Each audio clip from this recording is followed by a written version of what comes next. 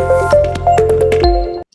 everyone, welcome to our YouTube channel Education World EW and this is CS Stuti Mahajan। तो आज हम discuss करेंगे industrial project report preparation and evaluation. Let's see industrial project report preparation and evaluation. As the name suggest, इसके अंदर हम discuss करेंगे कि जो हम प्रोजेक्ट रिपोर्ट प्रिपेयर करते हैं उसको कैसे प्रिपेयर किया जाता है और उसको कैसे इवैल्यूएट किया जाएगा। Introduction. It is an accepted principle that plans require projects and project require plans। जो भी हम प्लानिंग कर रही हैं उसको एग्जीक्यूट करने के लिए प्रोजेक्ट्स चाहिए और कुछ भी हमें अगर एग्जीक्यूट करना है तो उसके लिए प्लानिंग चाहिए। The successful formulation and implementation of development plan depends on the proper projects। सो अगर सक्सेसफुल फॉर्मुलेशन एंड इम्प्लीमेंटेशन आप चाहते हो कि आपने जो प्लान बनाया है वो प्रॉपरली एग्जीक्यूट हो, that depends upon the proper projects. Thus, economic and social advancement is the prerequisite for a meaningful appraisal of a project, especially from national point of view। So that means कि meaningful appraisal of a project के लिए क्या चाहिए? Economic and social advancement is a prerequisite. Economic point of view भी आपको देखना है और उसका सोशल पॉइंट ऑफ व्यू भी आपको देखना है।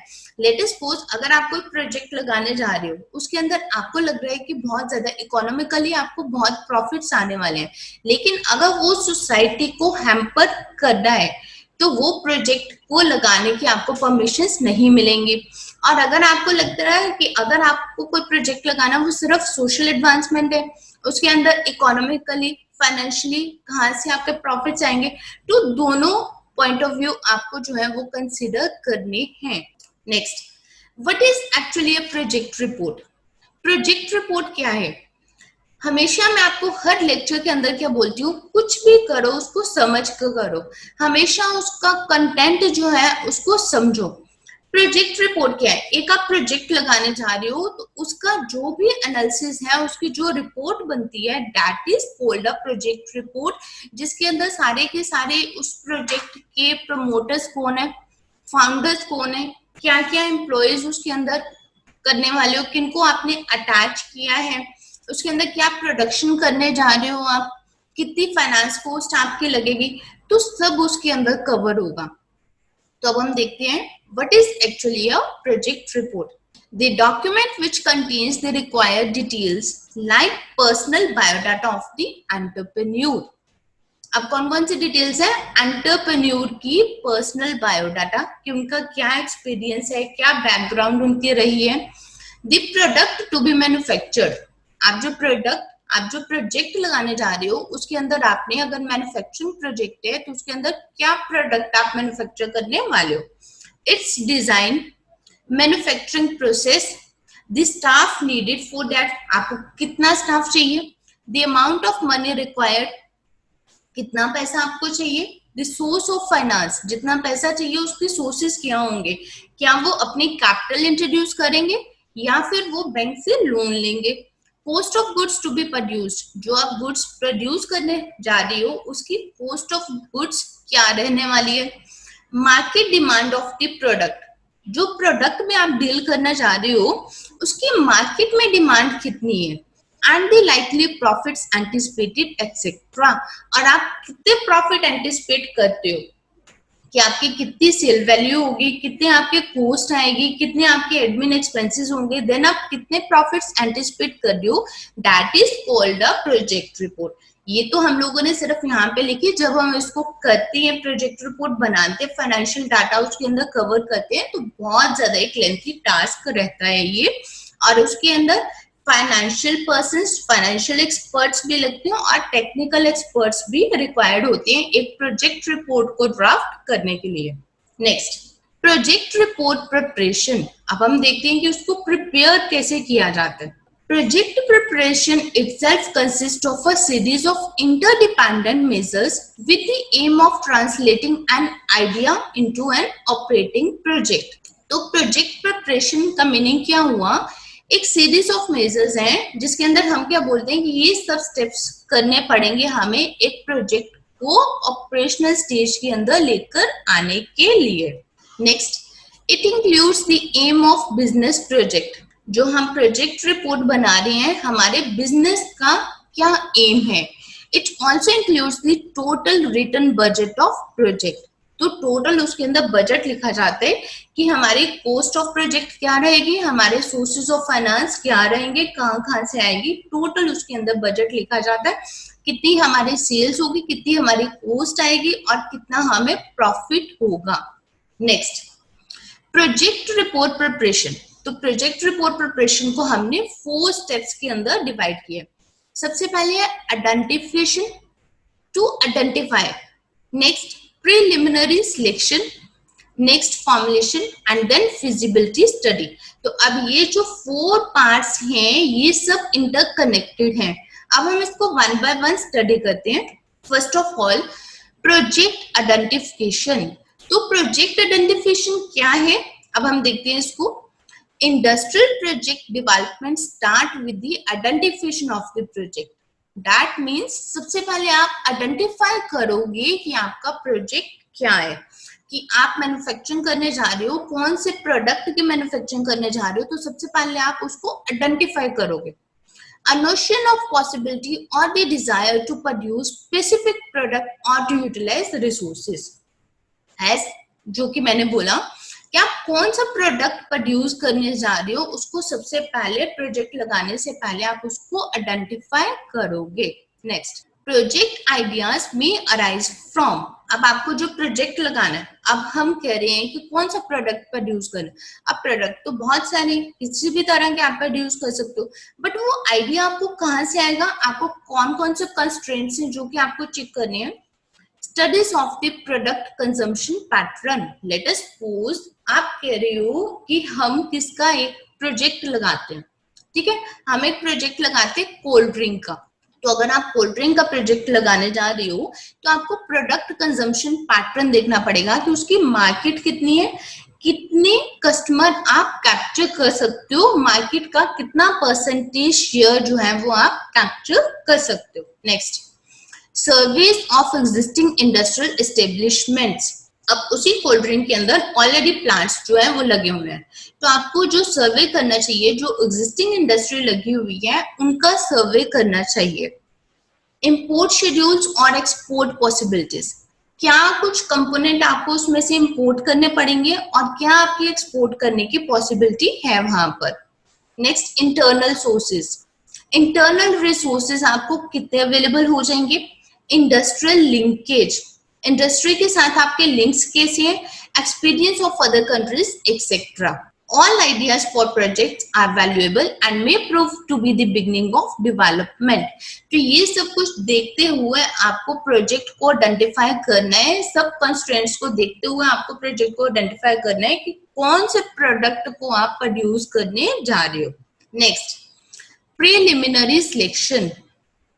The identification of a project is followed by a preliminary selection stage. हमने क्या बोला, सबसे पहले आइडेंटिफिकेशन, आइडेंटिफिकेशन के बाद हमारी कौन सी स्टेज आ रही है, प्रीलिमिनरी सिलेक्शन। नेक्स्ट स्टेज हमारी है प्रीलिमिनरी सिलेक्शन।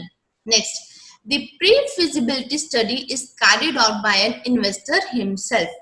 Then वो क्या करता है, प्री फिजिबिलिटी स्टडी उसकी की जाती है कि क्या जो भी प्रोडक्ट को मैन्युफैक्चर करने का सोच रहे हो, जो प्लांट लगाने का आप सोच रहे हो, जो प्रोजेक्ट लगाने का सोच रहे हो, क्या वो फिजिबल है, क्या वो पॉसिबल है कि उसके रिसोर्सेज आपको मिल पाएंगे, उसकी मार्केट आपको मिल पाएगी। Next, it is prepared on the basis of data are available in published form or that can be easily collected or worked out. तो ये जो भी हम लोग डाटा कहाँ से लेते हैं, जो कि डाटा ऑलरेडी अवेलेबल है और जो डाटा हम लोग कलेक्ट करते हैं। तो जिसके लिए हम लोगों ने कलेक्शन ऑफ डाटा का, अगर आप लोगों ने चैप्टर पढ़ा हो तो उसके अंदर हमने काफी सारे देखे हैं कि डाटा को कलेक्ट करने की कौन कौन से वेज हैं। प्राइमरी सोर्सेज भी हैं और सेकेंडरी सोर्सेज भी हैं। प्राइमरी सोर्सेज डाटा को कलेक्ट करने के कौन से वेज हैं, जो कि फर्स्ट ओरिजिनल डाटा हम लोग कलेक्ट करते हैं, एंड सेकेंडरी सोर्सेज कौन से हैं, जो कि ऑलरेडी डाटा कलेक्ट किया होता है, जो कि हमारे रिपोर्ट्स पब्लिश की होती है और वहां से हम लोग डाटा लेते हैं। That is also called statistical data. Next, If it indicates that the proposed project is optimum, then decision may be taken to proceed further with the formulation of the project. अगर आपका जो proposed project है वो optimum है, then decision लिया जाता है कि उसके ऊपर आप further काम करो with the formulation of the project, ताकि उसको implementation stage के ऊपर लेकर आया जा सके. So first stage हमने क्या study की? Project identification. Second stage preliminary selection. Next, formulation. The function of the formulation stage is to study from the technical, economic, financial and managerial aspects all the alternative ways of accomplishing the objectives of the project idea and to present the findings and supporting data in systematic and logical order. So, formulation के अंदर आपको क्या करना है, जो कि मैंने पहले ही बोला कि प्रोजेक्ट रिपोर्ट को बनाने के लिए या एक प्रोजेक्ट को लगाने के लिए फाइनेंस टीम भी चाहिए, टेक्निकल टीम भी चाहिए और मैनेजरियल टीम भी आपको चाहिए. तो आपको जो भी डाटा कलेक्ट करना है वो हर पॉइंट ऑफ व्यू से करना है, टेक्निकल पॉइंट ऑफ व्यू से, इकोनॉमिक पॉइंट ऑफ व्यू से, फाइनेंशियल पॉइंट ऑफ व्यू से and managerial point of view से. तो इन सब के अकॉर्डिंगली जब हम उस डाटा को इकट्ठा करेंगे, that is called the formulation stage. Next, feasibility study. The complete feasibility study is the final document in the formulation of a project proposal. अब ये हमारी कौन सी स्टेज आ गई? Fourth stage, fourth and the final document, feasibility study. It contains all technical and economic data that are essential for the overall economic and social evaluation of a project. तो इसके अंदर कौन सा डाटा होगा? Technical data भी होगा, economic data भी होगा. The feasibility study is carried out by consulting engineering firm. किसके साथ? engineering firm कौन सी हो गई? Technical team. Foreign supplier of equipment, अगर हम लोगों ने जो मशीनरी लगानी है वो हम इंपोर्ट कर रही है तो फॉरेन सप्लायर के साथ आप उसके लिए बात करोगे. पोटेंशियल इन्वेस्टर, इन्वेस्टर कौन है? क्या जो एंटरप्रेन्योर है वो अपनी इन्वेस्टमेंट करने जा रहे हैं या फिर आप बैंक से लोन लेने जा रहे हो, बैंक वाले इन्वेस्टमेंट करेंगे या फिर आप कोई और इन्वेस्टमेंट, कोई आप लोगों ने अपने साथ इन्वेस्टर्स को एड ऑन किया है. This complete feasibility study should contain as much of the information needed for project evaluation as possible. तो जो मैक्सिमम इंफॉर्मेशन चाहिए वो आपको फिजिबिलिटी स्टडी के अंदर आपको वहां पर सब लेनी है. So these are the 4 stages of a project report preparation. जब भी आपने कोई प्रोजेक्ट रिपोर्ट अपने प्रिपेयर करनी है तो आपने उसके अंदर ये 4 स्टेजेस को कवर करना है. 4 स्टेजेस को जैसे ही आप कवर करोगे तो आपकी प्रोजेक्ट रिपोर्ट जो है वो कंप्लीट होगी. Next, evaluation. अब हमने ये सब कर लिया, अब हम चलते हैं इवैल्यूएशन के ऊपर. अब हमने फिजिबिलिटी स्टडी कर ली, अब हम उसका इवैल्यूएट करेंगे कि क्या पोस्ट बेनिफिट एनालिसिस करेंगे, क्या अगर हम ये प्रोजेक्ट लगाते हैं तो आने वाले टाइम में हमें प्रॉफिट्स होंगे.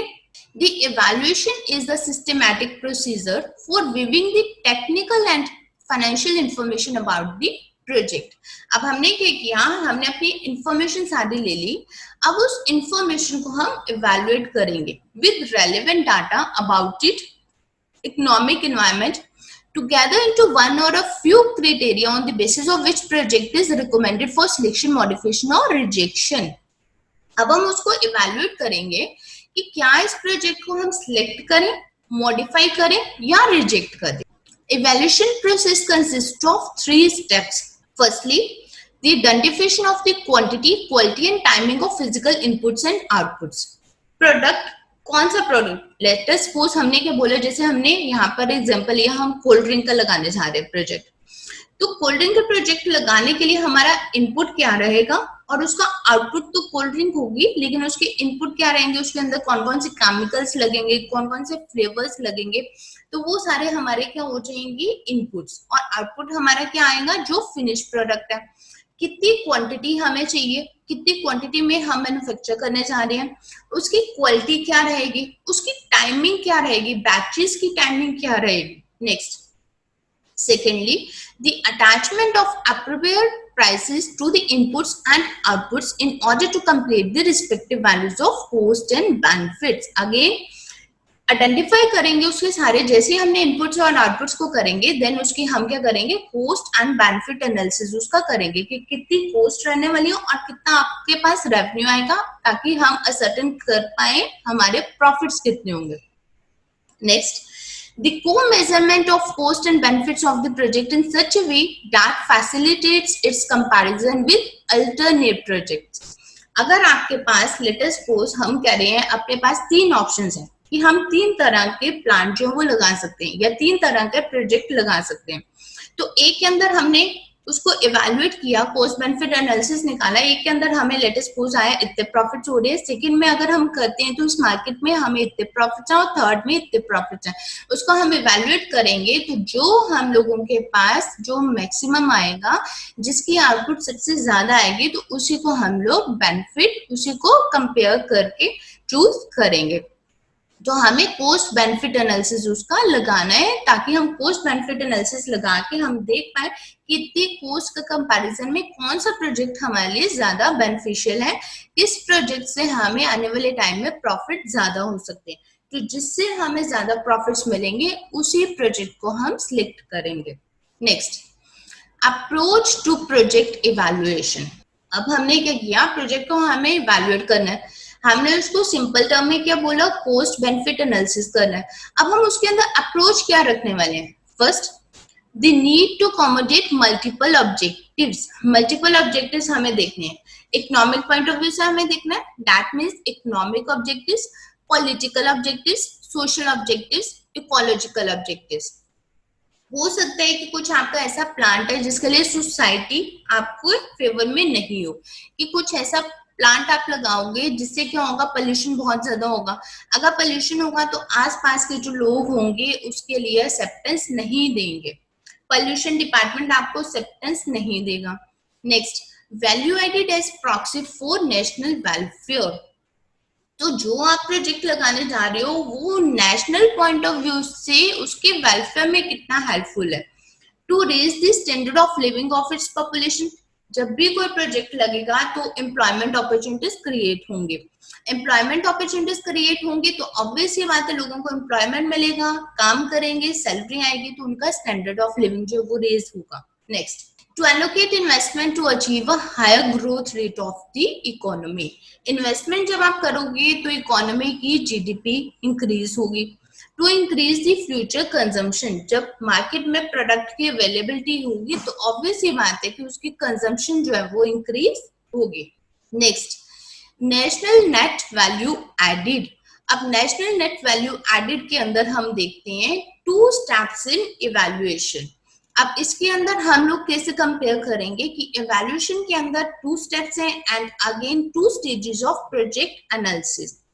इवैल्यूएशन के अंदर जो हमारे 2 स्टेप्स हैं, data screening and ranking, and project analysis के अंदर जो हमारी 2 स्टेजेस हैं, data certainty and uncertainty.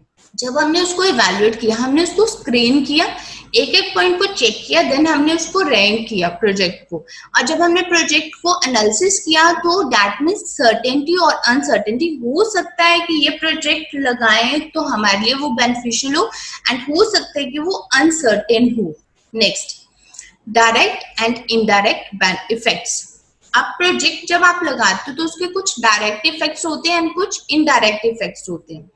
Direct impacts occur as a direct result of an action at the same time and location as the action। Direct impact उसका क्या है, जो कि डायरेक्ट रिजल्ट आपको मिलता है एट द सेम टाइम और उसी लोकेशन के ऊपर। And indirect impacts are reasonably foreseeable and occur as a result of an action but occur later in time or are removed from the action location।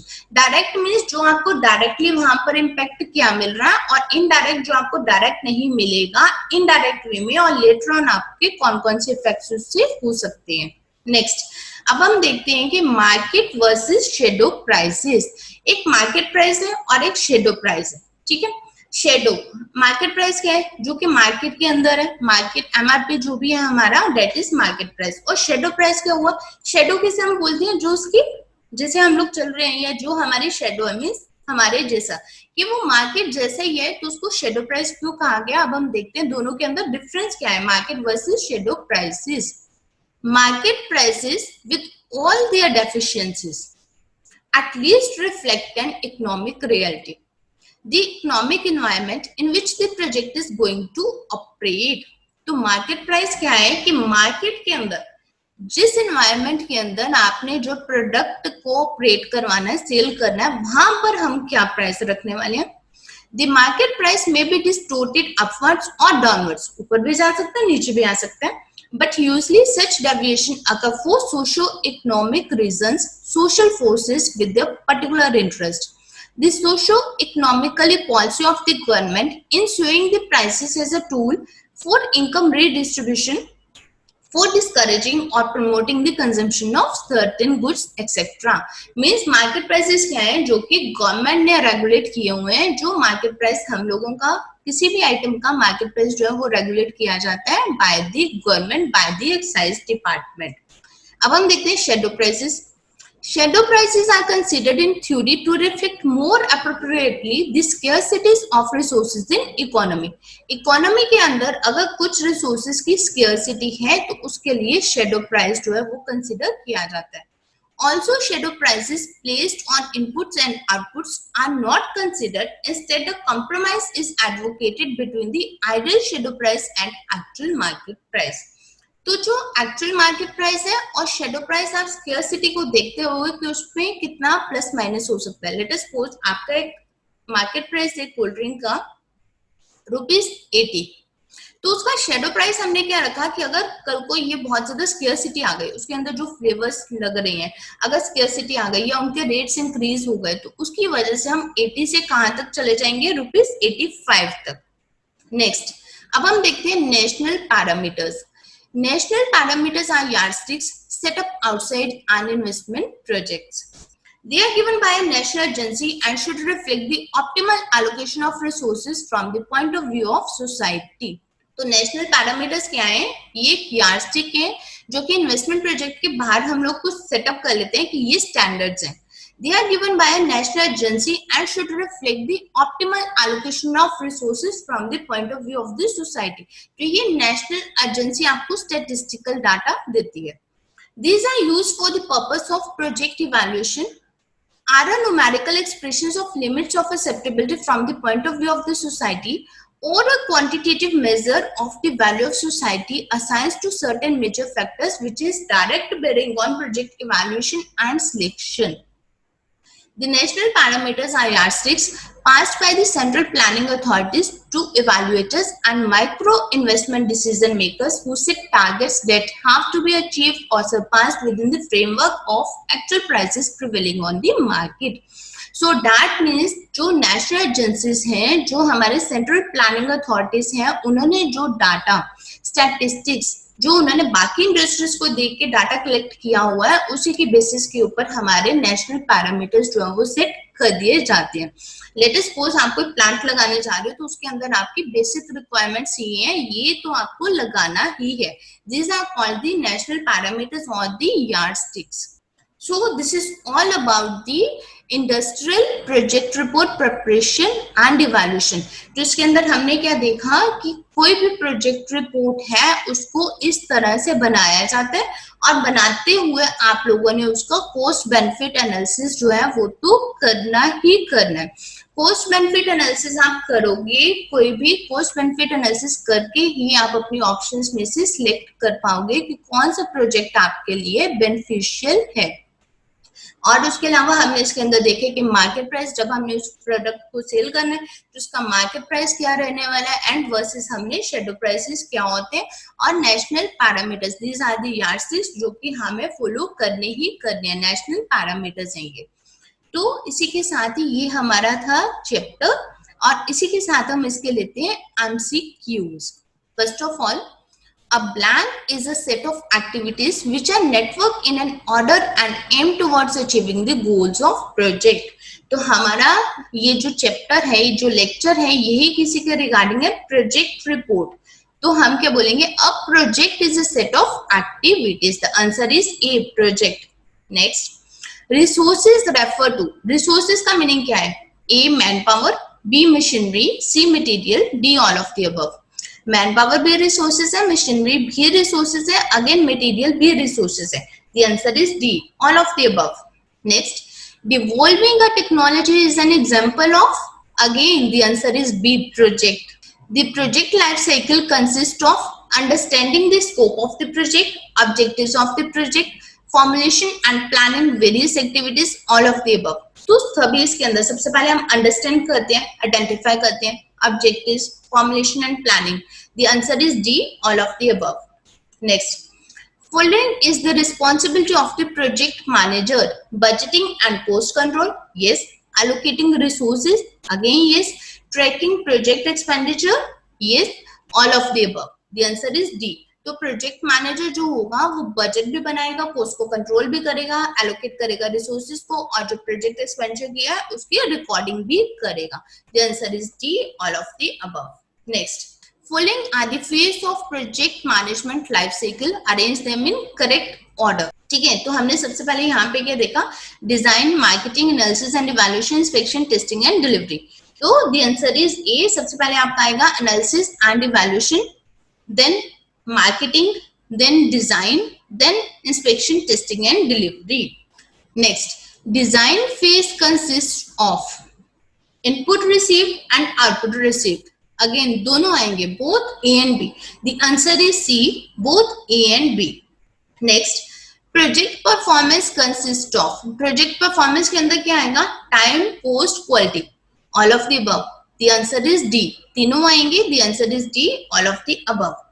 Next, 5 dimensions that must be managed on a project. The answer is B. Features, quality, cost, schedule, staff. तो कौन सी dimensions आपको project के ऊपर manage करनी है? Features, quality, cost, schedule and staff. Next, resource requirement in project becomes constant while the project is in its dash progress stage. 80 to 95%. जब आपने maximum project को कंप्लीट कर लिया तो जो रिसोर्सेज की रिक्वायरमेंट है वो आपकी कांस्टेंट हो जाएगी. स्टार्टिंग स्टेजेस में आपको पता नहीं है, आप लोग अनसर्टेन हो कि कितने रिसोर्सेज लगेंगे, बट एक बार आपने 80 to 95% के प्रोजेक्ट कंप्लीशन स्टेज में आप आ गए तो रिसोर्सेज की रिक्वायरमेंट है वो कांस्टेंट रहने वाली है. Next, the probability of completing the project can be estimated based upon the normal distribution curve. The answer is B. Next, in the initial stage of the project, the probability of completing the project is very low. The answer is C, low. The entire process of a project may be considered to be made up on number of sub processes placed in different stage, like the जो entire process है आपका project का may be consider to made up on a number of sub processes. कौन से होंगे? The answer is C, work breakdown structure. Next, tool used for comparison of the purpose project to complete projects of a similar nature whose cost are known. तो उसको क्या बोलते हैं हम? The answer is D, analogy. अगर एक आपने project को करना है, पर्पस है आपका जो भी एस्टिमेट कर दियो, और वो सिमिलर उसका जो प्रोजेक्ट का अगर आप देखोगे तो that is called analogy. Next, each component of the software product is separately estimated and the results aggregated to produce an estimated for the overall job. तो उसका क्या हुआ? बॉटम अप, मींस नीचे से ऊपर जाना. The answer is C, bottom up. Next, following are the components of risk management. Risk management के कौन कौन से कंपोनेंट्स हैं? Risk assessment, risk control, risk ranking, सभी हैं. The answer is D, all of the above. Next, following are the characteristics of project mindset. तो उसके characteristics क्या हैं? Time, responsive, information sharing, structured planning. The answer is A. Devising and maintaining a workable scheme to accomplish the business need is. The answer is B.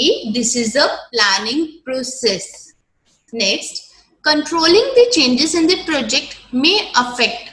अगर आप कोई भी changes को control करते हो तो वो अफेक्ट किसे करेगा? The progress of the project को, स्टेज कोस्ट को, प्रोजेक्ट स्कोप को, सभी को करेगा. The answer is D, all of the above. Next, following are the tools for changing a process. Change management system, configuration management. The answer is C, both A and B. तो इसी के साथ हमारे MCQs भी complete होते हैं। तो ये था हमारा लेक्चर आज industrial project report preparation and evaluation को लेकर। तो ये सभी लॉज और एक्ट जो अभी तक हमने स्टडी किया उनसे थोड़ा हटके है, तो अगर आप इसको करोगे तो ये लेक्चर सुना होगा तो काफी बेनिफिशियल रहेगा। और इसी के साथ लेक्चर के साथ हमने इसके एमसीक्यूज भी कवर कर दिए। और अगर आपको कोई भी क्वेरी हो तो आप मुझे पोस्ट कर सकते हो। Thank you.